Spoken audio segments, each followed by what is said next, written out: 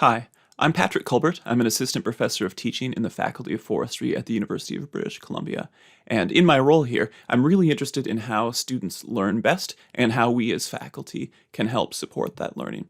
So I have a talk that I've given to a number of students, especially first-year students, to help them think a bit more about their learning and how they can optimize what they're doing in their classes. So the half-joking title is called "I've Been Studying Wrong This Whole Time." And the more serious title is Effective Learning Strategies. And I'm calling this effective learning strategies and not study tips or things like that, because this is really about how you learn. These aren't study hacks that will help you get a higher score on an exam, but don't actually impact your learning. I want you to be able to learn the material faster and more easily, and then a good grade should be the result of that. But really, I'm interested in your learning. So after this lecture, you should be able to evaluate your current learning strategies, and you should be able to explain which ones are effective and why, and which ones maybe aren't so effective and why not. You should also be able to name and explain the two most effective learning strategies. And lastly, you should be able to devise a plan to incorporate more effective learning strategies into your studying. So first, I'd like you to think a little bit about what you're doing. Pause the video in a moment and take 1 minute to write down the 3 most common learning strategies or study techniques that you use. So think about the last exam you took. How did you go about studying for that exam? Go ahead.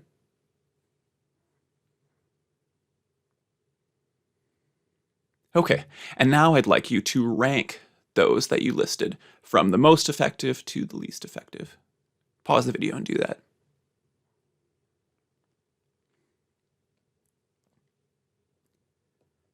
So now that you've thought about those things a little bit, let's look at the science behind learning strategies. There's a really great study that came out a few years ago. This is what's called a review study. This is where scientists look at all of the studies that have been published on a topic and try to put all of that information together, digest it, and summarize what has been found overall. So this was a great study where these authors looked at many, many publications about different strategies that students use to learn and tried to evaluate which of those worked best. Here are the learning strategies that they evaluated. Elaborative interrogation is generating an explanation for why something is true. Related to that, self-explanation is explaining in your own words how new information is related to previous information that you know, or explaining the steps taken to solve a problem. So both of those are essentially you explaining in your own words your knowledge. Summarization, highlighting, and keyword mnemonics are probably things you're all familiar with. Using imagery for text is along those lines. Then rereading your notes or rereading the text. Practice testing, so at the most basic level, taking a practice exam or taking some practice quizzes. Distributed practice is spacing out your study effort over time in contrast to cramming. And interleaved practice is when you're doing your studying, you're trying to mix different concepts or mix different subjects that you're studying rather than just focusing on one particular thing for a very long period of time without switching to other things. So now that you've taken time to think about your study strategies and think about these, take a moment, look at these, and figure out which of these has been your primary study strategy or your top 2 learning strategies.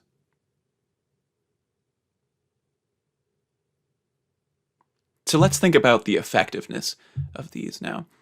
So this study by Dunlosky, they looked at a lot of different factors going in, but at the basic level, we can look at the utility of these different strategies. So at the high end, practice testing and distributed practice, which is also called spaced practice. Those were learning strategies that were the most effective. So some of these other strategies would help students learn, but they weren't nearly as efficient. You wouldn't learn as much per hour that you would put into it. And a little bit lower down, elaborative interrogation and self-explanation, kind of these ideas of explaining concepts of your own words, and interleaved practice. They had moderate utility, so these are also useful practices. But what might be surprising to you is which of these learning strategies showed up on the low end of utility. And honestly, these are things that I used a lot when I was a student. Summarizing my notes or summarizing the text, highlighting, particularly rereading text or notes. So I say I've been doing it wrong. I was a pretty good student, But even so, I wasn't using the most effective learning strategies. And in general, the learning strategies that most students use, even really good students, are often among the least effective learning strategies. And I'll say, like this Dunlowski study plus others, all of the things that I'm saying today are backed up by empirical evidence, by actual experiments in cognitive science and psychology. So this isn't just people's views. There's a lot of evidence behind this. So how about other students other than yourself? So students commonly use there's learning strategies with low effectiveness, especially rereading notes or text, highlighting, summarizing, or using keyword mnemonics. And most students use rereading of their notes or text as their primary study method. So why doesn't rereading work if it's something that we all tend to use as our primary method? It's superficial. When you read a text, it's possible to read it without really engaging your brain in those concepts. You don't have to challenge your brain simply to say what those words are out loud or in your head. But the unfortunate thing is it really feels like it's working, because if you read something and then you read it again, you're becoming more familiar or more fluent in the text. So you recognize it, it seems familiar, you feel like you're getting it, so it feels like it's working. But any knowledge that you gain is really fleeting. It goes away very quickly after you're done reading. So what should we be doing instead of that or some of those other less effective strategies like highlighting or summarization? Retrieval practice. Retrieval practice is one of those two most effective learning strategies. So retrieval practice is simply attempting to retrieve knowledge from your memory. And this is one of those two most effective learning strategies. So examples that you may have used: flashcards, practice exams, low-stakes quizzes. These are all circumstances where you have to retrieve that information from your memory in order to answer a question. And there's other ways that you can do this that don't require so much setup in advance that I'll share with you coming up as well. So the really important thing with retrieval practice, though, is you can't look up an answer in your notes. You need to try to answer from your memory. So if you're doing flashcards, you're doing a practice test, and you're not quite sure about the answer, don't look it up yet. Give your answer. If you're doing a practice test, write that answer out, even if you're not sure. If it's a flashcard, say what you think it is, even if you're not sure, before you look at the correct answer. And I will say, if you're having trouble on specific topics, it's okay to look back at your notes to review areas that you're really struggling with, but the bulk of your studying should be done using retrieval practice. So here's a cool study that shows how retrieval practice works. It actually interferes with the forgetting process. So here's a study where students were given a passage of text and given a certain amount of time to read it. And then half of the students were allowed to have the same amount of time to read it again, whereas the other half engaged in retrieval practice. And in this case, they were given a piece of paper with the title of the passage of the text, and they were told simply to write down all of the things that you remember from that text. And then the students were tested. And the students who were tested 5 minutes after that second reading or that practice test over here, the students who had read the passage twice did a little bit better than the students who had read it once and then tried to write down everything they remembered. But that was just after 5 minutes. Now, if we do a very short delay, just 2 days, so if you're thinking about the course of a semester or your academic career, 2 days is nothing. After just 2 days, the students who had done the practice test and tried to write down everything they remembered scored significantly higher than the students who had read the passage twice. And after a delay of a week, that held out. So you can see all students are forgetting, and that's a totally natural part of the learning process. We don't remember everything that we've learned, and we gradually forget over time. But you can see that the students who had done that practice test, they'd done that retrieval practice, they forgot at a much slower rate than the students who had read the passage twice. And keep in mind, both groups of students put the same amount of time into studying the passage, either by reading it or by doing retrieval practice. So there wasn't a difference in study effort here. Okay, and so here's another similar study where this time students had 4 study sessions, and again they were given a passage of text to read. So one group of students simply read it each time, one group of students read it in the first 3 of those study sessions, and then did retrieval practice in the 4th, and the last group of students just read the passage once and then had 3 retrieval practice sessions. And of those, similar to what we saw in that last study, if you test those students immediately after they finish, 5 minutes after, the students who have read the passage a bunch of times will do a little bit better remembering all of the concepts and facts that were in that passage. But again, you delay by just a week, and the students who were doing the retrieval practice are doing much better. Even the students who just had the one session of retrieval practice are remembering much more than the students who simply reread the text. So I hope these are showing that retrieval practice is worth your time, because again, in these studies, students spent the same amount of time with the material, but those who did retrieval practice remembered it better. So to summarize, students who used several sessions of retrieval practice did much better 1 week later than students who just did the rereading. And they had better performance with the same amount of time studying. So really, this is about efficiency in your studying. So why does retrieval practice work? Every time you successfully recall something from your memory, it's easier to recall it in the future. Since I'm in forestry, I like to use the analogy that I heard elsewhere, that it's, imagine if I took students out into the forest and I pointed out a specific tree to them. And then the next day I said, okay, I want you to go find that tree without my help. The first time you do that, it might be pretty tricky to find that tree. You might even not be able to do it without some assistance.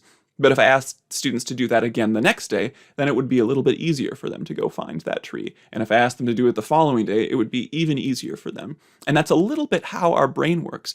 Every time you retrieve a piece of information, whether it's a fact or a concept or the relationships between different pieces of knowledge, every time you retrieve it, those connections get a little bit stronger, and it's a little bit easier to retrieve that information in the future. What's so cool about this is that these benefits are there even if you don't successfully recall that information. If I ask you a question on a practice quiz and you don't quite know it, but you try your best, you write something down that's not quite right, and then I tell you, or after you write it down, you look up in your notes what the correct answer is, you're going to remember that correct answer better than if you hadn't studied it at all, or even if you had just not written down an answer and just looked at the answer without trying to retrieve it. And as I showed you, retrieval practice interrupts that natural forgetting process. So here's another quick study. Students studied a passage of text by reading or did retrieval practice. So similar to the studies we looked at before. In one group, students studied the passage, they reread the passage 4 times. In another group, they reread it 3 times, and then did 1 round of retrieval practice. And the other group, they read it once and did 3 rounds of retrieval practice. And then they were tested 1 week later. So I have a question for you. Of those 3 different groups of students, which students do you think thought that they had learned the most? If you ask those students, how confident are you in your knowledge of this material? Which students do you think had the most confidence in their understanding?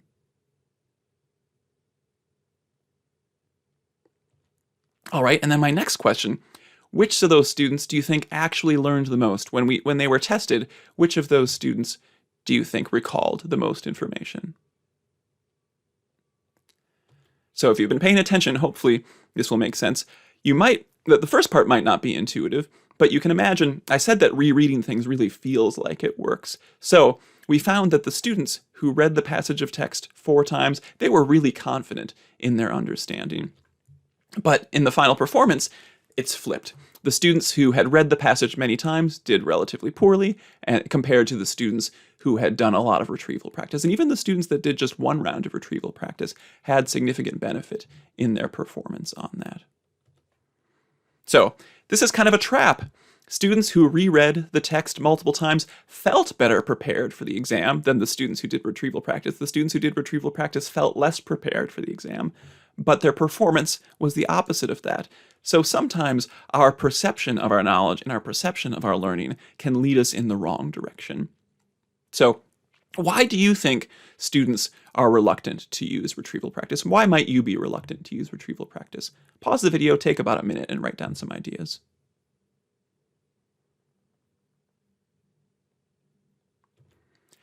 So one thing, some types of retrieval practice require a fair amount of preparation. If you want to do a sample test or a practice quiz, you need to create one of your own or get one from your instructor, and that might not exist. Or if you want to do something like flashcards, you have to take the time to make those. So I think that's probably a big reason that students don't often use retrieval practice.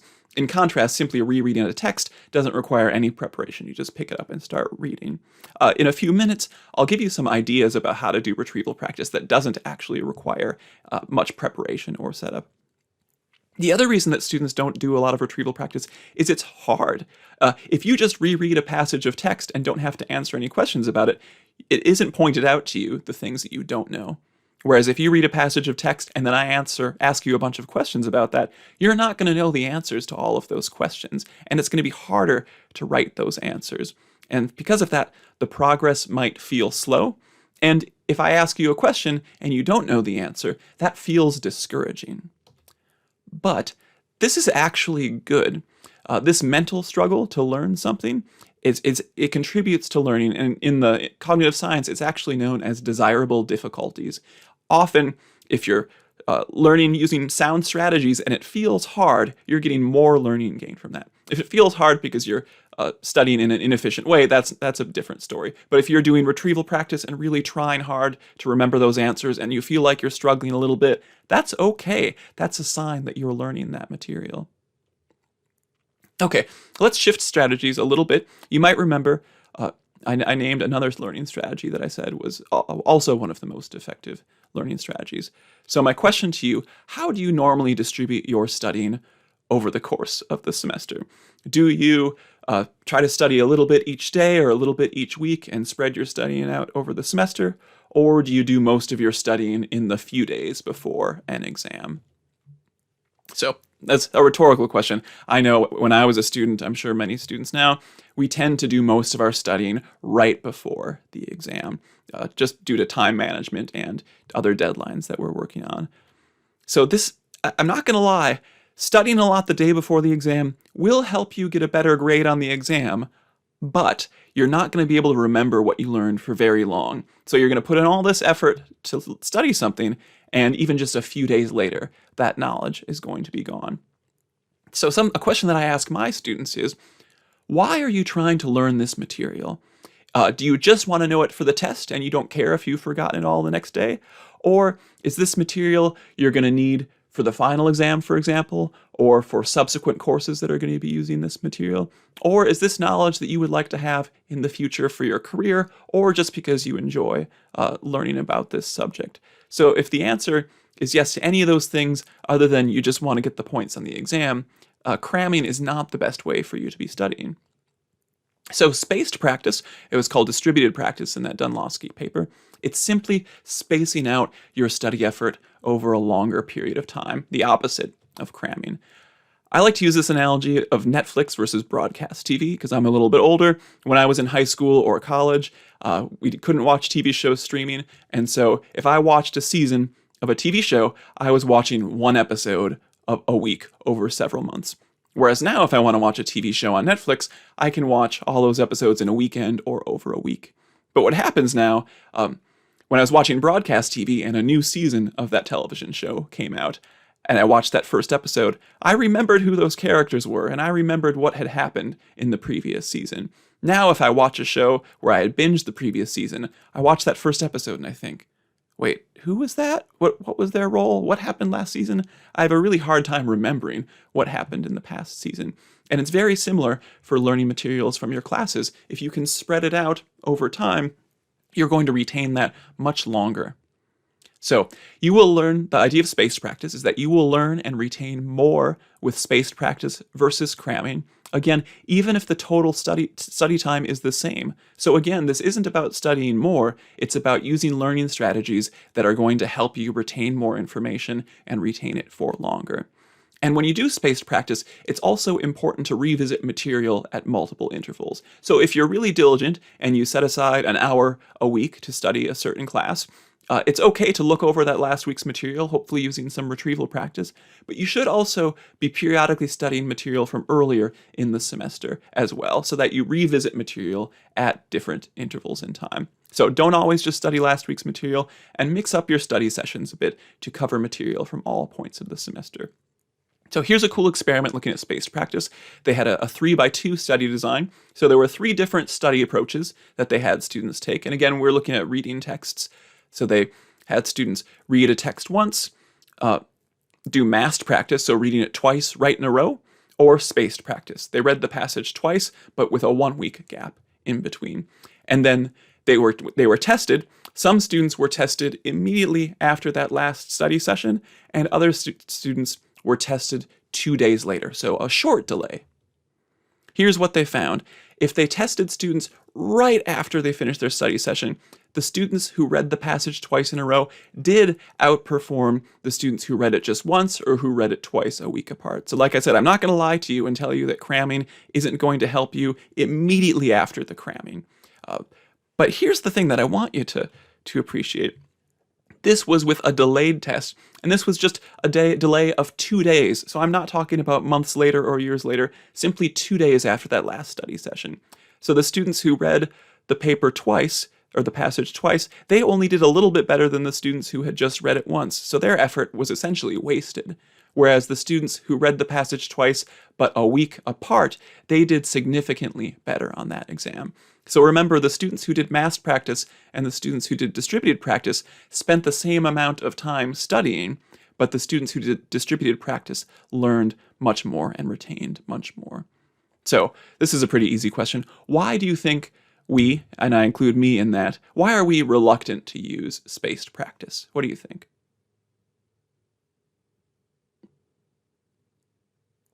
This one's probably pretty obvious. It's just hard. It requires scheduling. It's hard to stay on top of your responsibilities, especially if the semester progresses. We always start our semesters with high ideals of staying on top of everything, but often we just run short on time, and then we're trying to do all of the urgent tasks that need to happen right away, and it's harder to put time into the important things, like studying for an exam that's coming up many weeks away, because it's important, but it might not feel so urgent.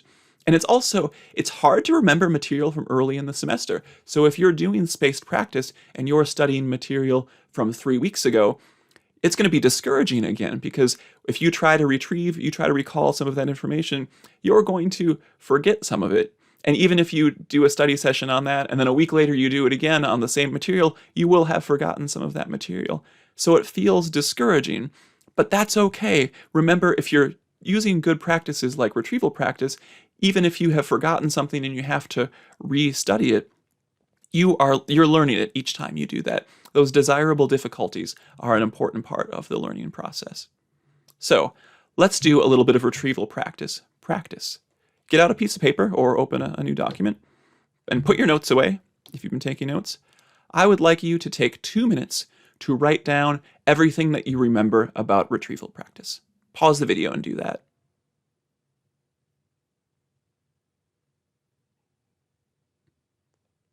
Okay. Was it a little challenging? Was it a little bit hard? It probably, maybe a few things came easy and then you had to struggle a little bit to come up with some other things. And that's okay.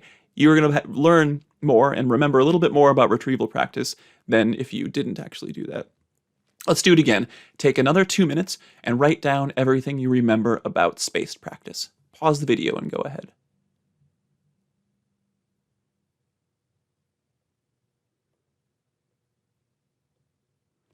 Okay, so now I'll give you a summary so you can see what you remembered and what you might have forgotten. So retrieval practice is simply the attempt at retrieving information from memory, and it's one of the most efficient learning strategies.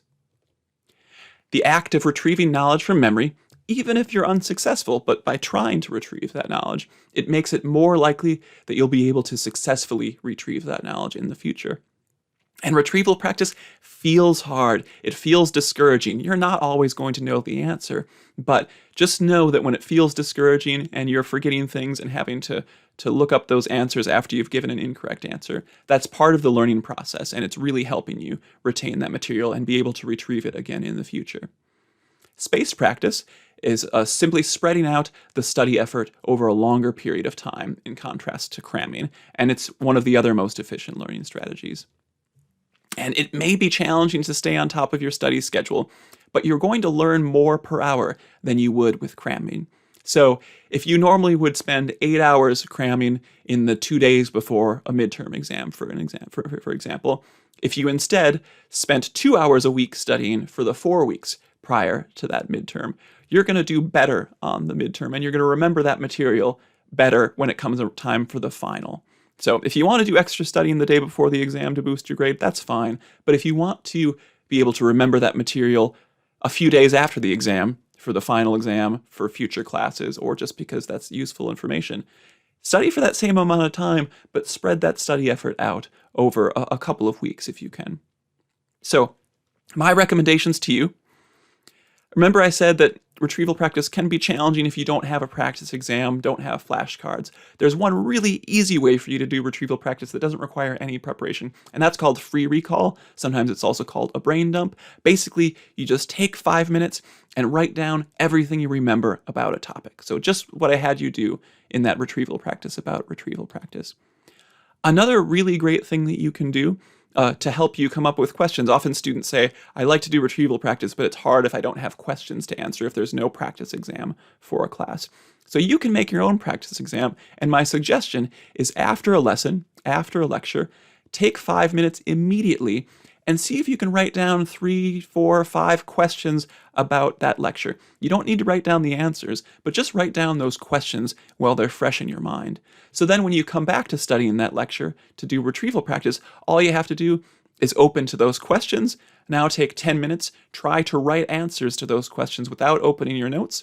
Once you've answered those questions, now go back to your notes, go back to your text to check if your answers were correct or not. So it's still hard work because you still have to answer those questions from memory, but it's not that much work at the end of a lecture to organize your thoughts and write a few questions for future you to benefit from.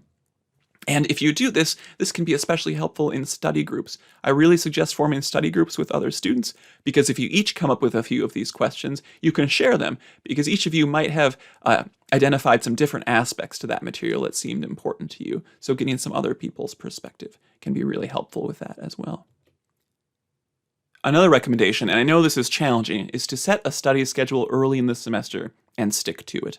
Before we were in COVID lockdown and I was actually teaching in person, I would tell my students, think about your weekly schedule. You probably have some times where you've got an hour or two in between classes. It's not enough time to go home or go back to your dorm room. So find a place on campus, a quiet spot, maybe in a library, maybe just a study space in another building, and each week, always go to that spot for that time period and set it to study your material for a certain class. So just build it right into your schedule. It's a little bit more challenging if you're working from home and not in a class, but you still can put it in your schedule, just block it out and be real dedicated about using that time to study. And even if it's just a half hour, that can be really helpful. A half hour a week, it adds up, and it will help you not need to do so much cramming before the exam, and also it will really help you learn that material after the exam. I've said it a few times, but I'll say it again. You don't need to study more. We all have limited time, and I think telling you, oh, you should just study more is kind of silly, because I know most students are pretty stressed and don't have a lot of time to accomplish all the things they need to do academically or in their personal lives, needing to work or take care of family, do other things like that. So don't study more, but use your time wisely. Use these more efficient study practices, retrieval practice. So that should be your primary learning technique when you're studying. And then those retrieval practice sessions should be spaced out. Those study sessions should be spaced out evenly over the semester, as much as you're able to do. If you're interested in this and you have a little bit of time, I have some recommended reading. There's a spectacular book called Make It Stick: The Science of Successful Learning. It covers retrieval practice and spaced practice, plus some other effective learning strategies as well. This is a great book. Some of the authors are scientists who study this, but the lead author, Peter Brown, is a journalist, so it's written not in an academic way, but in a way that's very easy to understand, even if you're not a scientist. There's also a great website called The Learning Scientists, and they have a lot of resources on these effective learning strategies, and they also have just real short 2-page summaries of these learning strategies, or even little bookmarks that have tips about these learning strategies, so you can use those to help you remember how you can be studying and learning the material in the most efficient way. And there's that link for the big paper that I cited in the beginning of this. If you're an academic or really interested, that paper is great. It's about 50 pages long, though, so you certainly don't need to look at it. And then lastly, here are the references for those different studies that I cited. All right, thank you very much for your time. I hope this was helpful, and I hope it helps you learn and retain your class material better and keep it longer, and hopefully it doesn't require you to study anymore. All right, thank you very much.